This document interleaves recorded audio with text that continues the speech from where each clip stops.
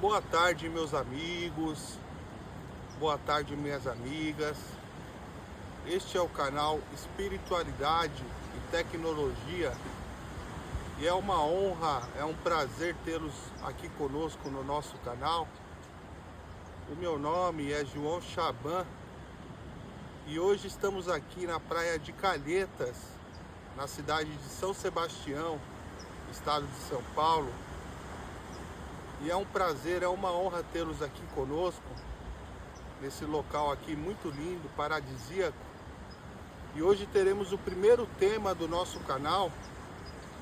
Você que quiser acompanhar o nosso primeiro tema, o nosso primeiro estudo, hoje teremos o estudo do Evangelho.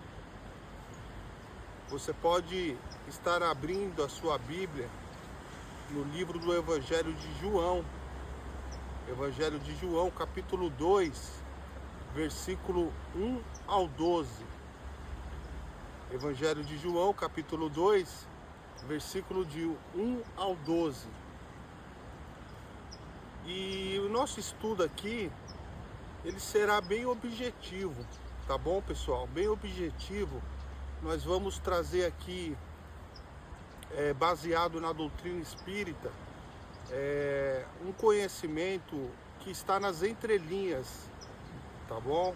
Conhecimento aí que a gente julga necessário, sem fazer muitas delongas, né? Sem estender muito as nossas ideias. Nós vamos trazer um conteúdo bem objetivo para que a gente entenda essa passagem, as bodas de Caná, tá bom? É a passagem das bodas de Caná.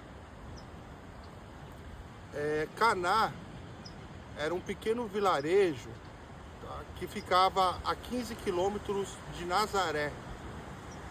Jesus, como todos sabem, nasceu em Nazaré, onde ele viveu toda a sua adolescência. Foi carpinteiro, né? Seu pai José era carpinteiro, então Jesus viveu na carpintaria. E as bodas de Caná, por volta ali mais ou menos dos 30 anos de Jesus, foi a primeira aparição pública de Jesus. E João, o evangelista, quando escreveu o evangelho, escreveu a passagem, ele foi muito sábio e ele faz assim uma sincronia, uma analogia a todo o tempo, a todo o evangelho de João com as escrituras hebraicas. As escrituras hebraicas, para quem não sabe, é a primeira revelação, é o Velho Testamento. E as bodas de Caná, ela tem uma relação muito interessante, muito importante com a maior parábola da Bíblia, que está lá no livro de Gênesis, a parábola de Adão e Eva, tá bom? Mas antes da gente dar continuidade, é importante que a gente entenda como que era a cultura, como que eram os costumes de Caná há mais de 2000 anos atrás. Por que é importante que a gente entenda? Para que a gente não cometa o anacronismo de olhar com os olhos de hoje o que estava acontecendo há 2000 anos atrás. A gente precisa entender o contexto histórico, precisa entender os costumes daquela época para entender um pouquinho dessa passagem, tá bom?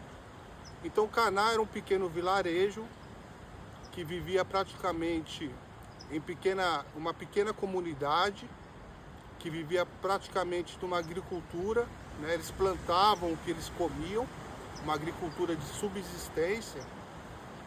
E o casamento, no judaísmo, há 2000 anos atrás, era um evento comunitário muito importante.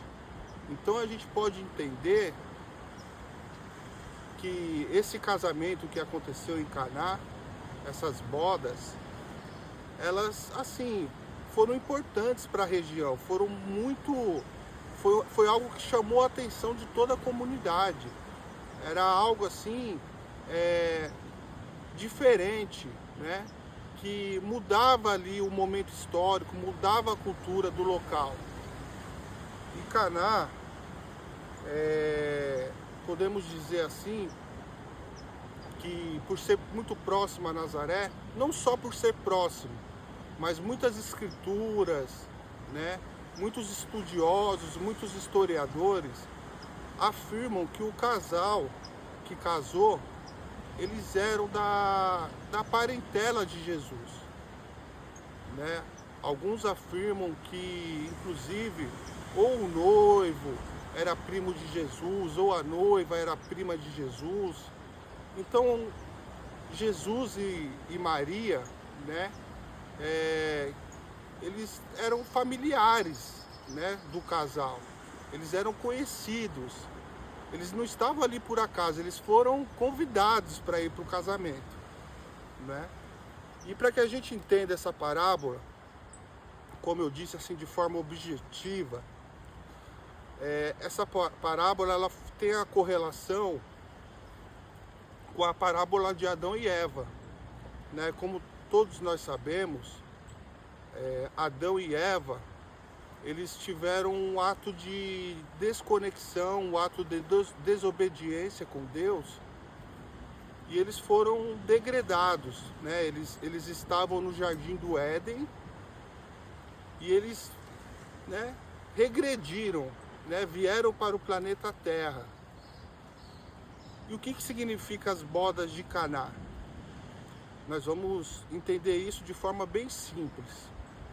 Existe uma hierarquia evolutiva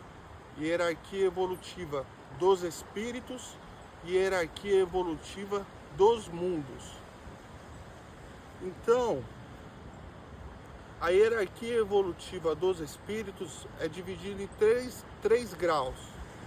Lá em cima temos os espíritos puros, no meio nós temos os espíritos bons, e a terceira ordem é os espíritos imperfeitos. Já a escala dos mundos, lá em cima, o primeiro grau, a primeira ordem, são os mundos celestes. A segunda ordem são os mundos ditosos.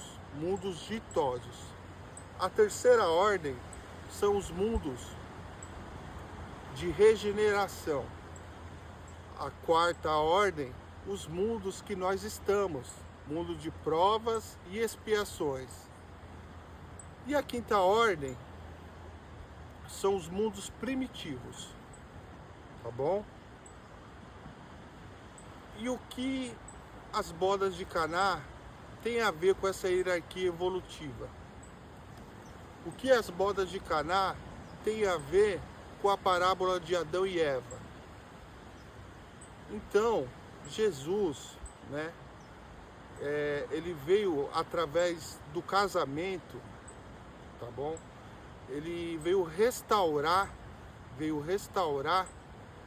a conexão definitiva entre a criatura e o Criador. Então, sabemos que hoje nós estamos no mundo, aqui na Terra, um mundo de provas e expiações.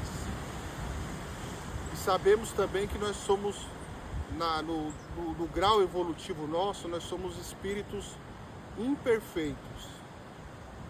Nós estamos assim, fazendo, né? Estamos crescendo aos pouquinhos, né?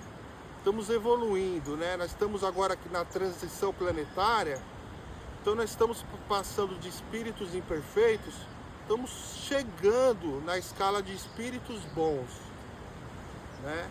E com relação aos mundos, nós estamos saindo do mundo de provas e expiações e através da transição planetária nós estamos evoluindo para o mundo de regeneração, tá?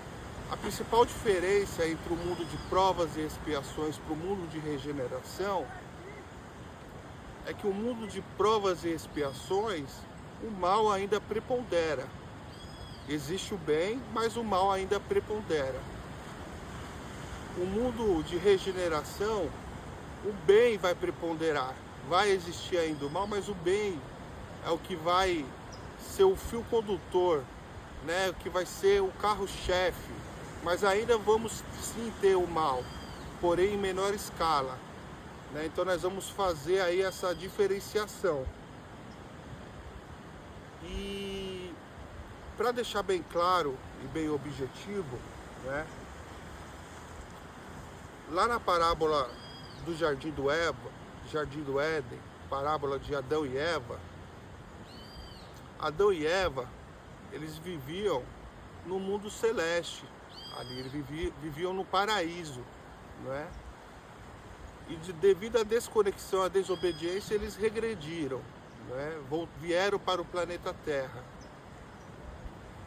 O casamento, as bodas de Caná, ela vai demonstrar para a gente o que Jesus veio nos trazer.